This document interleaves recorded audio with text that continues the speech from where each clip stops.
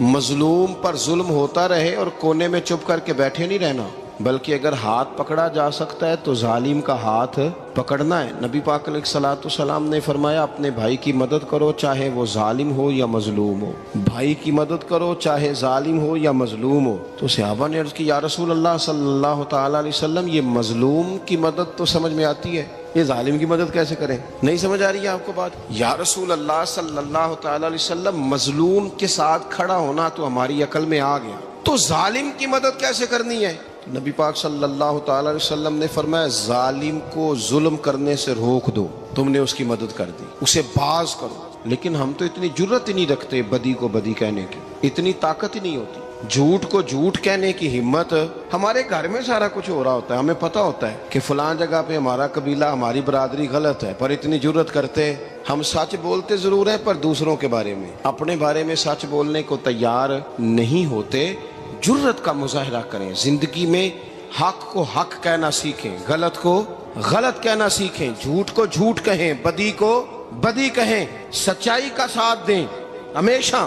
ہم نے جب تک دیکھو نا ظلم ہوتا رہے، زیادتی ہوتی رہے، اپنا دروازہ اندر سے بند کر لو، پتر باہر نہ جانا، کیوں جی باہر اس پہ ظلم ہو رہا ہے، ان کے گھر آگ لگی ہے کوئی ہمارے گھر تو نہیں نہ لگی۔ یاد رکھنا پڑوسیوں کی آگ نہ بجھاؤ گے تو اپنے گھر بھی آ جائے گی۔ اگر مظلوم کا ہاتھ نہیں پکڑو گے تو ظالم دلیر ہو جائے گا۔ اور ہمارے جتنے بھی بزرگ گزرے انہوں نے ظالموں کو ظالم کہا۔ امام احمد بن حنبل نے جیل کاٹی، امام اعظم ابو حنیفہ نے جیل کاٹی۔ آج کل لوگ کہتے ہیں مولانا صاحب آپ نے نا جناب غلط کو غلط نہیں کہنا، سیاست کی بات نہیں کرنی۔ کیوں جی؟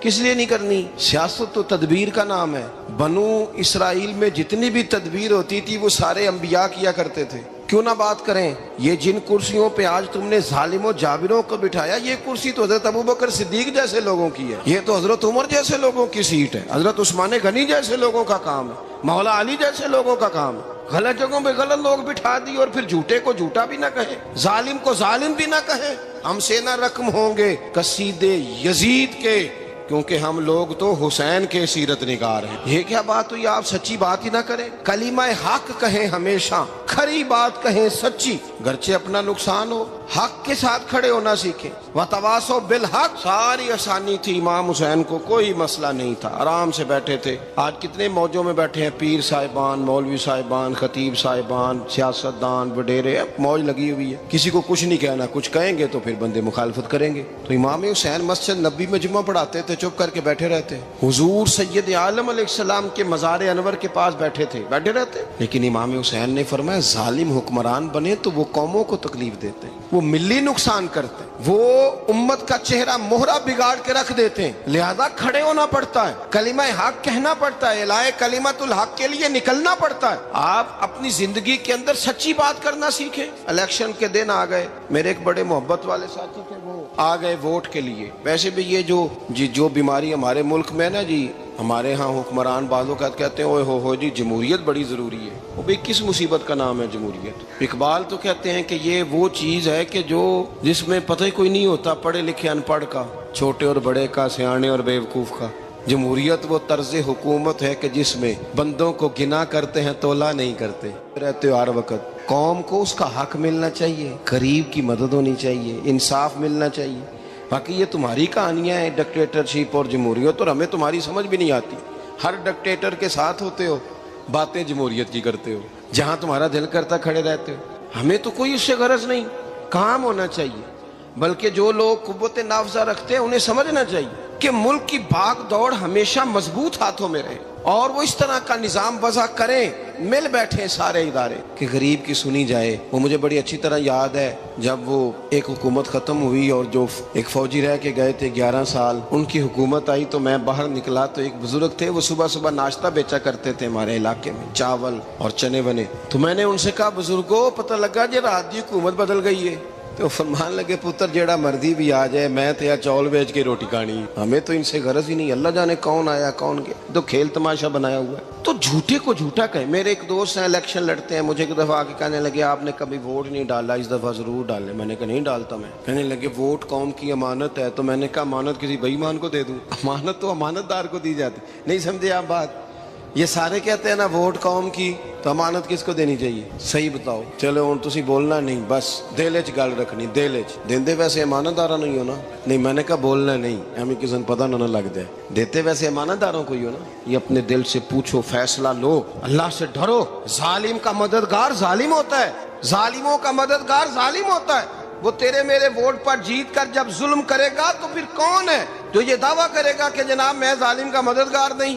سوچو، سمجھو، غور کرو۔ امام حسین رضی اللہ تعالیٰ عنہ نے فرمایا سچ کو سچ کہیں گے، جھوٹ کو جھوٹ کہیں گے۔ یہ نہیں ہو سکتا کہ جناب ظلم ہوتا رہے اور چپ رہے۔ اور یہ سبق کہاں سے پڑھا انہوں نے؟ مولا علی شیر خدا سے۔ جب حضرت عثمان غنی رضی اللہ تعالیٰ عنہ پر بلوائیوں نے حملہ کیا نا، تو چونکہ حضرت عثمان غنی خالو تھے امام حسن اور حسین کے، حضرت عثمان خالو ہیں، سگے خالو ہیں، تو حضرت مولا علی شیر خدا نے یہ نہیں کہا کہ پتر اتنے بندے آ گئے ہیں، تلواریں ہیں، محاصرہ ہے، باہر نہ نکلنا، بلکہ حضرت مولا علی نے خود اپنے دونوں بیٹوں کو تلواریں پکڑائیں اور حضرت عثمان غنی کے دروازے پہ کھڑا کر کے کہا پتر خیال رکھنا تمہارے ہوتے ہوئے کوئی بھی شخص حضرت عثمان غنی کا دروازہ نہ کراس کر پائے۔ خود اپنے بچوں، ہر جنگ میں حضرت علی ساتھ لے کے جاتے تھے۔ ہم تو بچوں کو دلیری سکھاتے ہی نہیں، بزدل۔ اور کچھ ہمیں بابے مل گئے، وہ کہتے ہیں منڈے نو سایا ہے، میں کہ بابے نو آپ سایا ہے، انہوں بھی کرو دم کراؤ، اس کو نظری سایہ آتا ہے۔ کیسے نادانوں سے پالا پڑ گیا۔ کیا ہوتا ہے وہ سایہ؟ اچھے بھلے سیانے نوجوان بتی بند کر کے اندر لیٹا ہوا ہے بچہ ہے، بابا کہہ گیا انہوں سایہ ہے۔ بابا کہڑا کہہ گیا ہے جڑا باہر روٹی لین آیا سی، بھی ایڈی پہنچی سرکار ہوندی تے ٹکر ہی گھر کھا لیندی۔ لوگوں کے قسمت کا حال بتاتا ہے، اپنی اتنی خراب ہے کہ مانگتا پھرتا ہے۔ کیا مذاق بنایا ہم نے اپنے ساتھ۔